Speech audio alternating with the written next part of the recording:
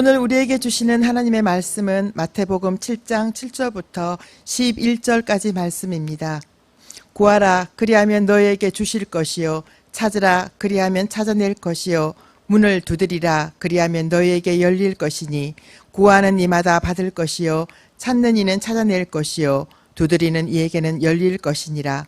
너희 중에 누가 아들이 떡을 달라 하는데 돌을 주며 생선을 달라 하는데 뱀을 줄 사람이 있겠느냐. 너희가 악한 자라도 좋은 것으로 자식에게 줄 알거든. 하물며 하늘에 계신 너희 아버지께서 구하는 자에게 좋은 것으로 주시지 않겠느냐. 아멘. 매년 새해가 되면 가장 많이 나누는 인사말은 아마도 새해 복 많이 받으십시오일 겁니다. 그 외에도 희망찬 한 해 되십시오 이런 표현도 많이 나누죠. 근데 그렇게 하루하루가 지나면서 우리의 희망은 점점 사라져 갑니다. 그리고 정말 연초에 계획했던 많은 계획들이 생각만큼 잘 실현되지가 않게 되죠. 그리고 매년 연말이 되면 늘 똑같은 표현으로 한 해를 정리합니다. 올해도 참 다사다난했다. 가능하면 어떤 사건이나 사고가 없고 좀 무탈한 한 해를 맞이하길 바라지만 우리 인생이 그렇게 마음처럼 되지는 않습니다. 우리의 그런 노력이나 의지를 초월하는 생각지도 못했던 사건이나 사고, 자연재해 얼마든지 일어날 수 있습니다. 그렇기 때문에 한 해를 살아가면서 많은 일들을 겪은 사람들이 송년회 모임을 가질 때 요즘에는 이제 코로나 시국을 겪으면서 예전같이 모이지는 않습니다만 또 예전에 한참 연말에 그런 모임들을 가질 때 주로 많이 썼던 표현이 망년회입니다. 그러니까 한 해 동안의 온갖 괴로움을 잊자라는 의미죠. 정말 괴로운 일이 많습니다. 살면서. 그리고 그 가운데 상당 부분은 우리가 어떻게 할 수가 없는 일들이에요. 사실 그런 거는 있는 게 좋습니다.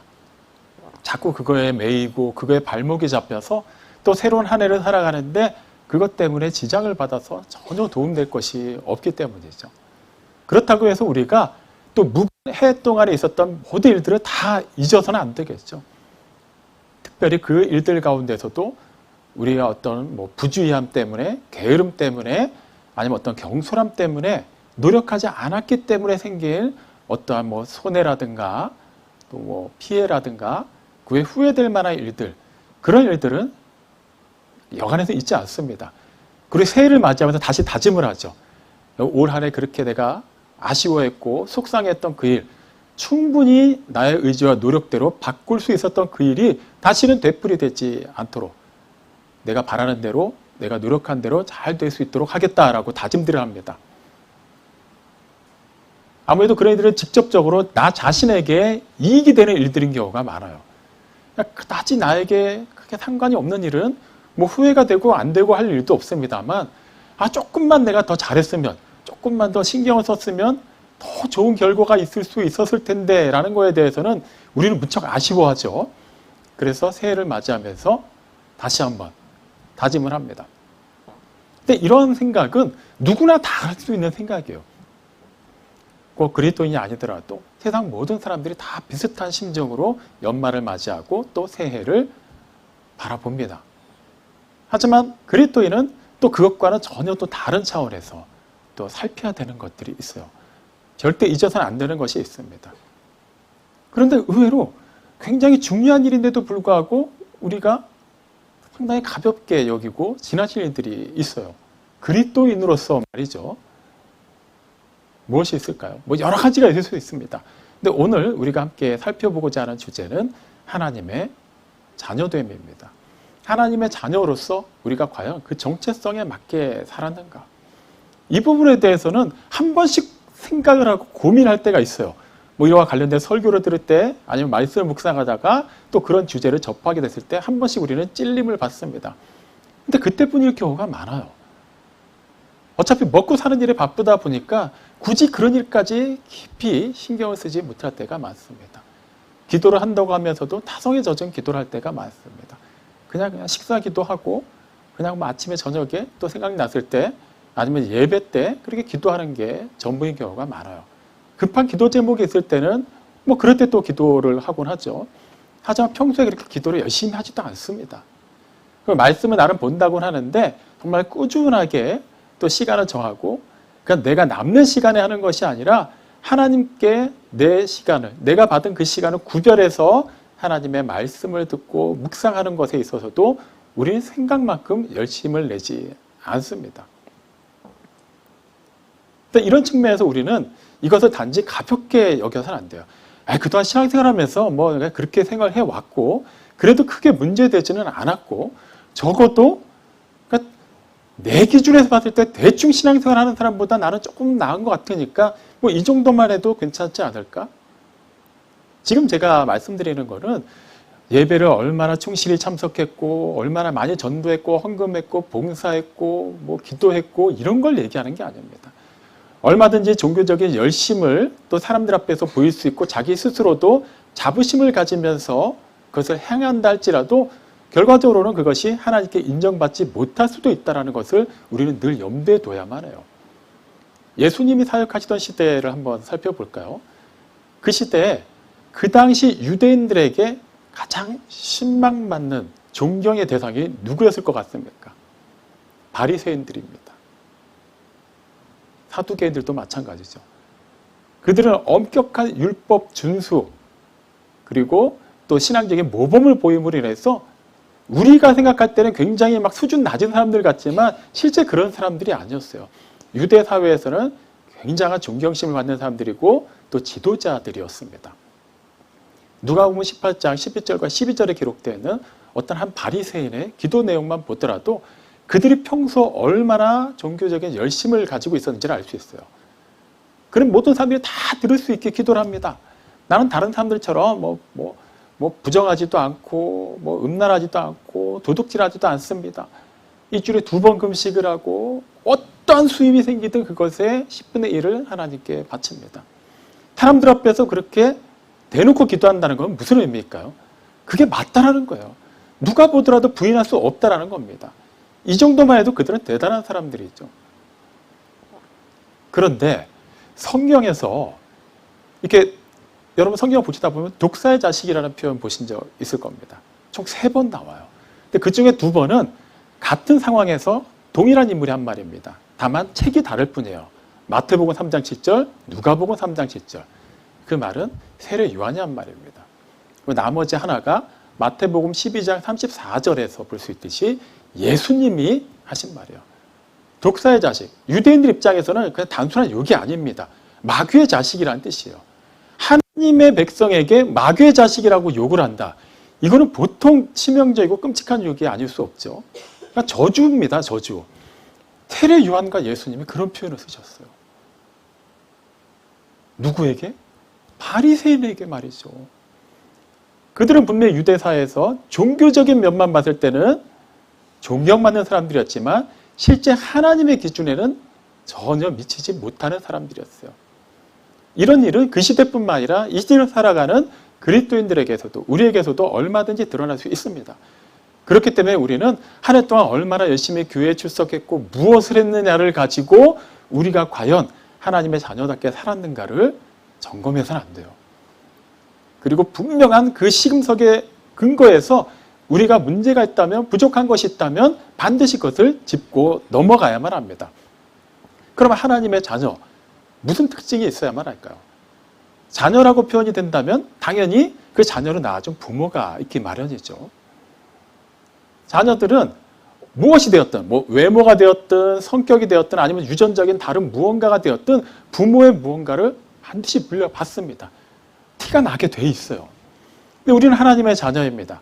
하나님은 영이시기 때문에 우리가 나의 눈은, 나의 코는, 나의 귀는 하나님 아버지를 닮았다 이렇게 말할 수는 없어요. 그러면 우리는 무엇을 닮았다고 말할 수 있어야만 할까요? 영이신 하나님의 그분의 고유한 성품을 우리가 닮았다라고 말할 수 있어야만 하겠죠. 그분이 우리 안에 거하시고 우리가 그분 안에 거하는 상호 내주하는 관계이기 때문에 당연히 그분의 성품이 우리 안에 스며들어 있습니다. 그럼 이것은 어떻게 나타나게 될까요? 우리의 표정, 언어, 행동 등으로 나타날 수 있겠죠. 자, 이걸 잘 살펴봐야 된다는 거예요.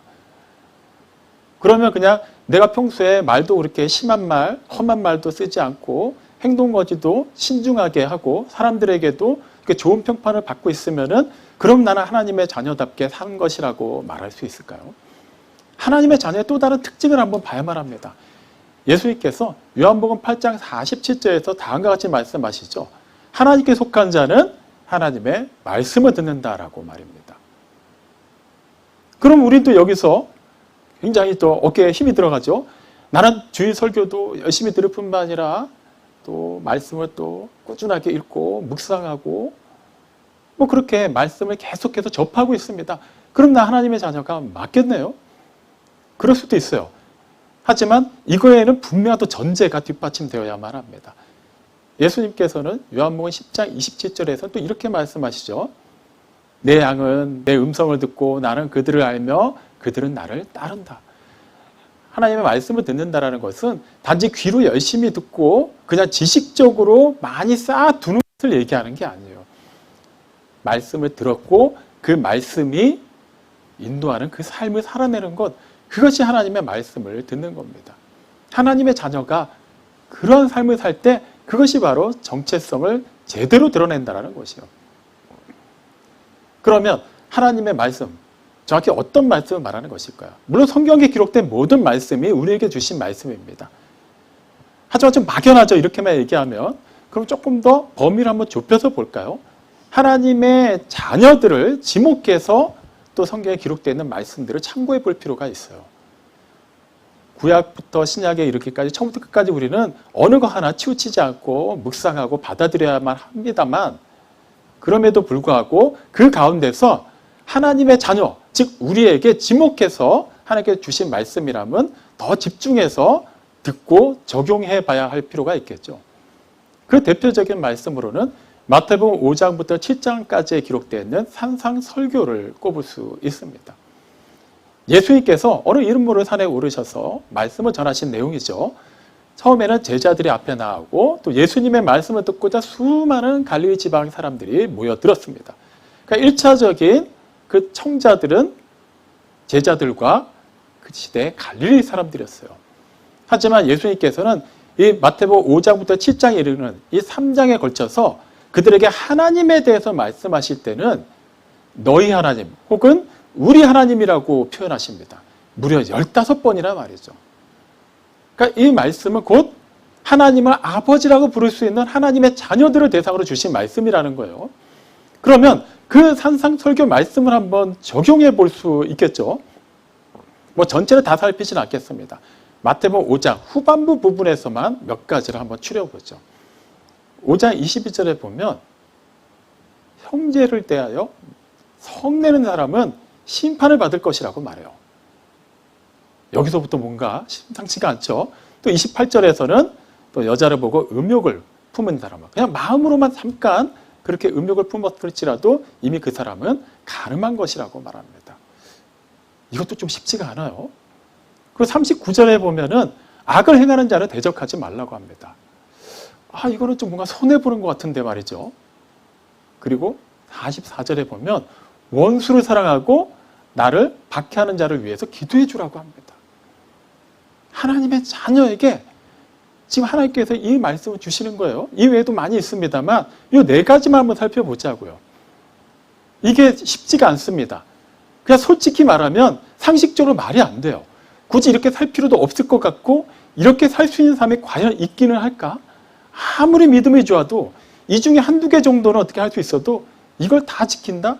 이것뿐만 아니라 그 외에도 산상설교에 기록되어 있는 말씀들, 그 외에도 그 범위를 넘어서 하나님께서 당신의 백성들에게, 자녀들에게, 종들에게 주신 모든 말씀을 총망라해서 우리의 삶에 적용해 본다면 과연 우리는 이것을 지킬 수 있다고 자신 있게 대답할 수 있을까요?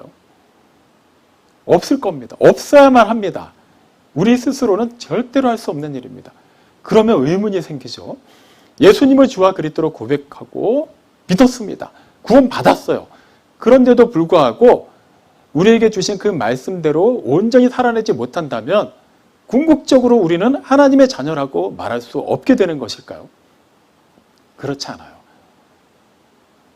우리는 이미 하나님의 자녀가 되었고 하나님의 아버지라 부를 수 있게 된 이상 우리는 하나님의 자녀로서 마땅히 살아내야 하는 삶을 살 수 있습니다. 그것이 어떻게 가능하죠? 현실적으로 지금 예수님께서 하신 말씀 몇 가지만 추려보아도 도무지 이성적으로는 와닿지가 않는 말씀인데 말이죠. 그거에 대한 답이 바로 마태복음 7장 7절 이하에 기록되어 있어요. 7장 7절 말씀이 뭐라고 기록되어 있습니까? 구하라, 그리하면 너에게 주실 것이요. 찾으라, 그러면 찾아낼 것이요. 문을 두드리라, 그리하면 너에게 열리리니. 구하기만 하면은 하나님께서 주신다고 합니다. 열심히 찾으면 반드시 찾아낼 거라고 말씀하세요. 문을 두드리면 그 문이 두께가 어떻고 크기가 어떻고 상관없이 반드시 열린다라는 거예요. 걱정하지 말라는 거예요. 너희는 이렇게 살아야 된다. 하나님 아버지의 자녀로서 이렇게 사는 것이 너희 당연한 본분이다라고 쭉 말씀하시는데 이게 도무지 상식적으로는 받아들여지지가 않습니다. 그래서 낙심할 수 있는 그 타이밍에 예수님이 답을 주시는 거예요. 걱정하지 마라. 이건 너희가 하는 것이 아니라 너희가 구하고 찾고 문을 두들기기만 하면 그 다음은 하나님께서 하신다라는 거예요. 그럼 여기서 누군가는 반문할 수 있어요.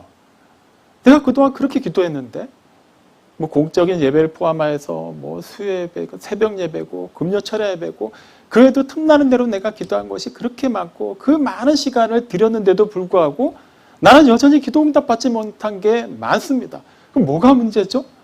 말씀이 잘못된 건가요? 아니면 내가 잘못된 건가요? 충분히 그렇게 생각할 수 있습니다. 물론 여러 가지 이유는 있겠죠. 하나님께서 기도를 분명히 들으시고 응답하심에도 불구하고 또 응답하시는 방식과 때는 또 하나님의 주권에 달린 것이기 때문에 무조건 우리가 정한 그때의 그 방법으로 이루어지지 않는다고 해서 다 기도 응답이 아니라고는 말할 수는 없어요. 하지만 분명한 것, 우리가 그렇게 열심히 구하고 찾고 두드렸는데도 불구하고 이렇다 할 기미조차 보이지 않는다면 그 모든 이유의 핵심 중에는 우리가 잘못 구했기 때문이기도 하다는 걸 잊어서는 안 돼요. 야고보서 4장 3절에 그에 대해 얘기하죠. 너희가 구하였는데도 받지 못한다면 정욕대로 쓰기 위해서 잘못 구했기 때문이다.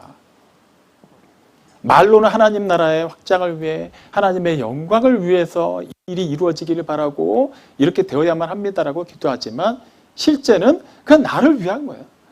내가 일단 잘 되고 보면 그 다음에 하나님도 한번 챙겨드리겠다라는 그런 의미가 깔려있는 기도들. 그러면 지금까지 우리가 해온 기도들, 지금도 하고 있는 기도가 과연 잘못 구하고 있는 것인지 제대로 구하고 있는 것인지는 어떻게 판단할 수 있을까요? 이쯤 되면 우리는 고민을 해봐야 됩니다. 나는 분명히 하나님을 위해서 구하고 있는데 결과적으로 하나님께서 이거는 내가 원하는 게 아닌데 라고 이렇게 하셨다면 우리는 기껏 기도를 하고도 응답받지 못하는 건 둘째 문제고 나중에 책망받을 것까지 염려해야 되기 때문입니다. 이거에 대한 답이 또 이어지는 마태복음 7장 9절, 10절, 11절에 기록되어 있어요. 너희 중 누가 아들이 빵을 달라는데 떡을 달라는데 돌을 주며 생선을 달라는데 뱀을 주겠느냐.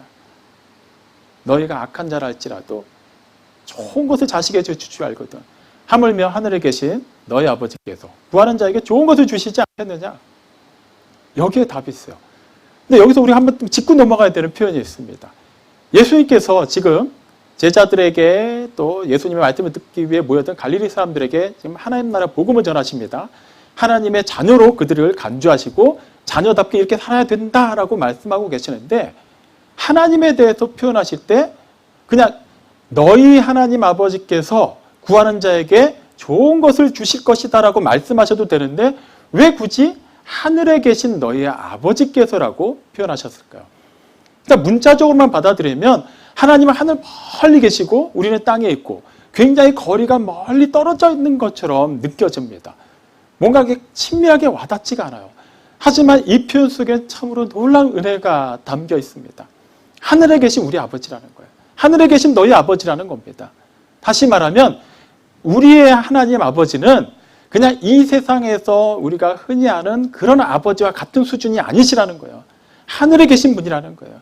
모든 것을 초월해 계시는 분, 모든 것을 주관하시는 분, 전능하신 분, 그분이 바로 우리의 아버지가 되신다라는 거예요. 그렇다면 그분께 우리가 구하고 그분 앞에서 찾고 그분 앞에서 두드릴 때 우리가 그 모든 것의 핵심은 무엇으로 잡아야만 할까요? 이 땅의 것들, 소위 말하는 이 세상 사람들이 구하는 것과 똑같은 것을 구해야만 하겠습니까? 아니라는 거예요. 하늘 아버지, 하늘에 계신 우리 아버지께서 우리를 하늘나라의 백성으로 자녀로 삼아 주셨다라는 거예요. 당연히 우리가 구해야 되는 것도 그 품위와 수준에 맞아야 된다는 겁니다. 그렇게 구하기만 하면 하나님께서 주신다라는 거예요. 반드시 찾게 하신다라는 겁니다. 문을 활짝 열어주신다라는 거예요. 이 부분 우리는 분명하게 살펴봐야만 해요. 내가 그동안 그렇게 열심히 기도하고 많이 기도하고 또 다른 여러 가지 방법도 동원해 봤는데 그럼에도 불구하고 기도에 응답이 없고 이렇다 할 확신이 없다면 과연 나는 하나님 아버지께 기도하되 그것을 하늘에 계신 우리 아버지께 기도한 것이었는지 단지 이 세상에서 돈 많고 실력 있고 능력 있는 아버지께 구하듯이 구하였는지 그것을 잘 구분해 볼 필요가 있다는 거예요. 단지 가난이 지긋지긋하니까 돈을 구하였고 전능하신 하나님이시니까 나의 연약한 몸을 건강하게 해주시기를 구하였고 그렇게 해서 내가 조금 더 형편이 나아지고 뭔가 여유가 생기면 그 다음에는 어쨌거나 지금보다는 하나님에 위해서 뭔가 더 열심히 할 수 있을 것 같으니까 이것이 결과적으로 하나님의 영광이 되는 것 같고 뭐 이렇게 생각하면은 정말 우리는 하나님 아버지의 뜻을 따라 기도한 것이라고 말할 수는 있어요. 하지만 이미 시작부터가 틀렸죠. 처음부터 하나님 나라를 구한 게 아니에요. 그냥 먼저 나의 뜻을 구했습니다. 나의 나라를 구축하고 나서 그 다음에 그 여지가 있으면 그것 좀 떼서 하나님께 드리겠다는 거예요. 이미 틀린 기도를 했던 것입니다. 하늘에 계신 우리 아버지께 한 기도가 아니었다라는 거예요. 빌립보서 3장 20절에 이거에 대해서 분명 우리의 정체성을 알려줍니다. 우리의 심의권은 하늘에 있다고 말이죠. 당연히 우리는 이미 하나님 나라의 자녀로서 그리고 영원한 생명을 받은 자로서 그 품위를 가지고 그 수준에 맞는 기도를 해야 되는 사람들인 것입니다. 그것을 알고 기도하는 사람, 그렇게 기도하고 그 기도한 바, 말씀을 근거로 해서 그 말씀을 기초해서 기도하고 그 말씀대로 살고자 하는 자에게 하나님께서 어떻게 도와주시지 않겠냐라는 거예요. 우리 하늘 아버지께서는 그렇게 정말로 신실하게 당신의 뜻을 구하는 자들을 안 도와주실 수가 없다라는 겁니다. 그렇게 구해보셨습니까? 지금까지 우리의 기도는 과연 그런 맥락에서 드려진 기도였습니까? 그렇지 않다면 지금이라도 우리는 이것을 바꿔야만 합니다. 그냥 이렇게 뭐 지금까지 그렇게 와서도 크게 문제는 없었고 그런 부분 나중에라도 조금씩 한번 바꿔볼까? 그게 아니라는 거예요. 연도가 바뀌면은 단지 예를 들어볼까요? 오늘이 12월 31일입니다. 내일이 1월 1일이에요. 달력의 첫 장이 다시 바뀌게 되죠. 연도의 숫자가 또 바뀌게 됩니다. 근데 따지고 보면 그냥 하루 차이예요. 그러니까 평소에 생각하면 그냥 일요일과 월요일이 되는 차이라고 생각해도 똑같습니다. 그런데 우리는 왜 느낌이 다르죠? 그냥 그 연도가 달라지고 뭔가 해가 달라지고 그냥 그 분위기가 모든 게 바뀌니까 그냥 우리는 그냥 거기에 휩쓸려 가는 것입니다. 그러다 보니까 습관적으로 그래 올해까지는 내가 이런 부분이 부족했으니까 내년부터는 내일부터는 새롭게 시작하자. 좋아요. 그렇게 생각할 수 있고 생각도 하지 않고 안 하는 사람들보다 훨씬 낫습니다. 하지만 우리가 지금 살고 있는 것은 내일을 앞당겨 와서 사는 게 아니라는 것이죠. 우리는 지금 이 순간을 사는 사람들입니다. 우리 하늘 아버지께서는 지금 이 순간순간을 우리에게 주시는 거예요. 또 그분이 정하신 뜻을 따라서 때가 되면 또 불러가시겠죠. 그때가 언제인지 우리는 아무도 모릅니다. 예배 중일 수도 있고 이 예배 끝난 후일 수도 있고 오늘 밤일 수도 있고 내일일 수도 있고 내년일 수도 있고 10년 후일 수도 있어요. 아무도 몰라요. 그걸 막연하게 내가 지금 나이가 몇 살이고 이 정도 건강 상태면 그래도 얼마나 더 살 수 있겠다. 그거는 그냥 평균적으로 그렇게 말을 할 수 있습니다만 사람이 가는 데 있어서는 순서가 없죠. 평균은 사실 무색한 것입니다. 하나님 앞에선 말이죠. 그렇기 때문에 언제 불러갈지 모른다는 것을 분명히 알고 있다면 우리는 지금 이 순간의 삶에 충실해야만 해요. 그냥 열심히 사는 것, 열심히 돈 벌고 그냥 가족들하고 화목하게 사는 것 그것만을 얘기하는 게 아니죠. 하나님의 자녀로서 충실해야 된다는 겁니다. 하나님의 자녀답게 사는 것, 하나님 아버지의 말씀을 따라 사는 것 그 말씀을 귀로만 듣는 것이 아니라 실제 삶으로 살아내는 것, 그것을 지금 주어진 이 순간 속에 살아내야 된다는 거예요. 이것을 결코 가볍게 여겨서는 안 됩니다. 사도들을 한번 살펴볼까요? 그들이 얼마 되지 않는 기간 동안에 급격히 변하는 사건이 일어납니다. 그 사건의 정점에는 십자가가 있죠. 그 전에 그들은 어땠습니까? 예수님이 잡히시기 직전 몇 시간 전에 그들은 자신들의 그 목숨을 보전하기 위해서 예수님을 버려두고 도망갔던 자들이에요. 그런데 나중에 몇십일이 지난 시점에서는 오순절날 성령님이 임하시자 완전히 다른 사람들로 변한 것을 알 수 있죠. 무엇이 그들을 그렇게 다르게 만든 것일까요?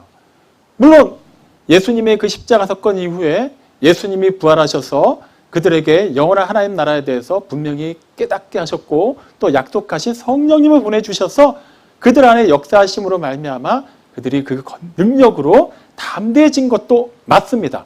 그렇다면 단지 그들이 기존에는 그냥 자기의 이익에 치우쳐 있었고 그 열심도 없었고 또 성령님이 임하시고 난 직후부터는 그런 능력을 받아서 그렇게 그런 성격이 바뀌고 그런 행동들이 바뀌게 된 것일까요? 굳이 따지고 보면 그들의 열심은 크게 달라진 건 아니에요. 처음부터 예수님의 제자가 돼서 그들이 따를 때 그들은 원래 본업이 있었는데 다 포기한 사람들입니다. 이거 쉬운 일인가요? 절대 아무나 할 수 있는 거 아닙니다. 그리고 예수님이 또 이렇게 마지막 시간이 다가오는 그때, 물론 제자들은 정확한 앞으로 닥칠 일에 대해서 알지는 못했지만 우리가 선생님을 위해서라면 목숨까지도 바치겠습니다라고 결연한 의지를 보였던 사람들이에요. 그 열심이 기존에도 있었습니다. 또 뭐가 달라진 것이죠?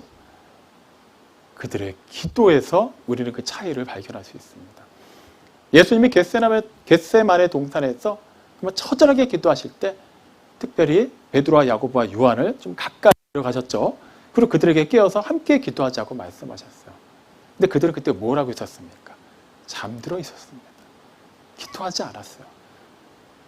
깨어서 함께 기도하자는 말씀을 들었지만 그 말씀대로 실천하지 않았습니다. 나머지 제자들도 똑같았을 거예요. 동산 입구에 있었던 그들도 똑같은 일정을 보냈기 때문에 또 이렇게 만찬을 거치고 난 이후에 또 새벽이라 몸이 나른하고 졸렸을 겁니다. 그들도 아마 자고 있었을 거예요. 그런데 사도행전에서 볼 수 있는 그들의 모습은 완전히 다른 사람들이 되어 있습니다. 무슨 차이가 있었다고요? 기도에 있다라는 거예요. 사도행전 6장 4절에 보면 그들이 직접 표현한 말이 있죠.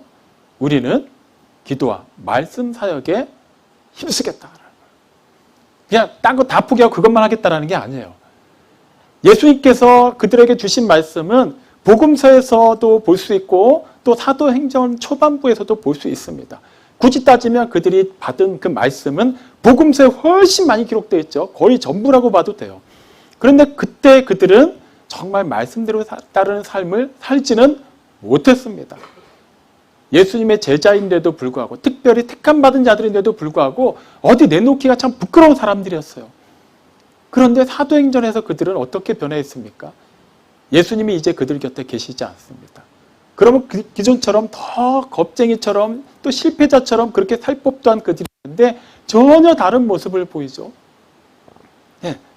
그들은 이제 하나님의 말씀을 듣는 것에 그치지 않고 그 말씀대로 살기 위해서 애썼고 기도했습니다. 그리고 기도했기 때문에 그 말씀을 주신 하나님의 말씀을 붙잡고 그대로 가야 할 길을 갔던 것뿐이에요. 그러자 하나님께서 일하신 겁니다. 여기서 우리는 핵심을 잘 짚어야만 해요. 단지 기도 많이 하면 된다. 뭐 어떻게 기도해야 되는가? 이게 중요한 게 아닙니다. 정말 우리가 하나님께서 주신 그 말씀을 따라서 기도하고 있고 그 말씀대로 이루어질 줄 알고 그것을 실제 삶으로 살아낸다면 그 다음에는 정말 구하는 자마다 받을 수 있다는 거야. 찾는 자는 반드시 찾아내게 돼 있다는 거야. 아무리 두껍고 큰 철옹성 같은 문이 막고 있더라도 그냥 두들기면 열리게 되어 있다는 것입니다. 이 놀라운 신비, 하나님의 자녀에게만 주어진 특권입니다. 그런데 어떻게 우리가 이 특권을 활용하지 않을 수 있겠습니까? 어떻게 이것을 그냥 허투루 그냥 흘러보내면서 올 한 해 시작할 때는 뭐 기도도 많이 하고 말씀도 많이 보려고 했는데 바쁘게 살다 보니까 좀 지나갔구나. 뭐 내년부터 다시 해보자. 어떻게 이것을 내년으로, 내일로 미룰 수 있겠냐라는 거예요. 지금 이 순간에 살아있는 우리로서는 지금부터 다시 이것을 새롭게 개혁해야만 합니다. 다시 말씀 앞에 서야 된다는 거예요. 원수를 사랑하고 너를 박해하는 자를 위하여 기도하라. 단지 기도만 하지 말라는 겁니다. 원수를 사랑할 수 있게 도와주십시오. 아니에요. 기도하였으면 이제는 그 말씀하신 대로 적극적으로 사랑할 수 있어야만 한다는 거예요. 형제를 향해서 성내는 것, 뭐 마음으로든 겉으로든. 우리도 감정이 있는데 충분히 그럴 수 있잖아요. 완전히 모든 것을 초월해서 그냥 늘 웃으면서 살라는 게 아닙니다. 하지만 분명히 우리에게 주어진 가장 기본적인 하나님의 자녀로서의 생활 방식이 사랑하는 것이고, 가급적이면 품어주고 또 위로하고, 물론 때에 따라서는 말씀을 근거로 해서 또 판단하고 구별해 줄 필요도 있지만 근본적으로 그 사랑이 핵심이 되어야만 하기 때문에 우리는 그 부족함을 놓고 기도하되 또 기도하였으니 믿음으로 그 삶을 살아내야만 한다는 것이에요. 그러면 하나님께서 역사하십니다. 우리 하늘 아버지께서 하나님 아버지의 그 수준에 맞춰서 살겠다는데 그 자녀들에게 어떻게 도움을 주시지 않겠습니까?